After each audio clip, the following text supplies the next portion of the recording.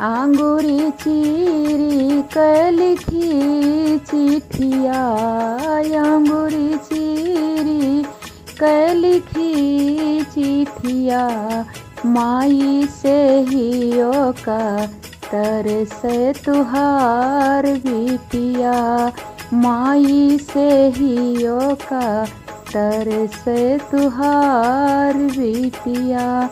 हमरे ससुर जी अंग्रेजी पढ़ावे, हमरे ससुर जी अंग्रेजी पढ़ावे, पहिरे कपाई फटीनी धोतिया, माई पहिरे कपाई फटीनी धोतिया, माई से हियो का तरसे तुहार बिटिया।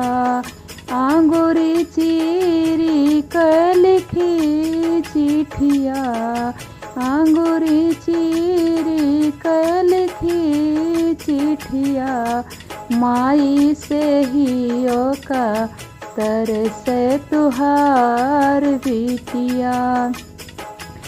12 प्रकार के भोजन बनाई, 12 प्रकार के भोजन बनाई, खाने को पाई सुखीनी रोटिया, माई खाने को पाई सुखीनी रोटिया, माई से हियो का तरसे तुहार बिटिया, माई से हियो का तरसे तुहार बिटिया।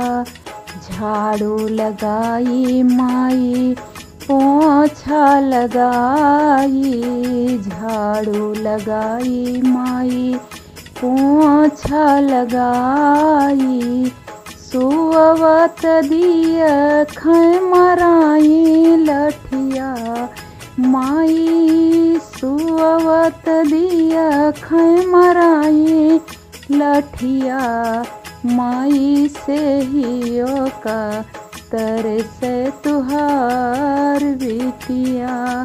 आंगुरी चीरी के लिखाऊं चिठिया, माई से हियो का तरसे तुहार बिटिया।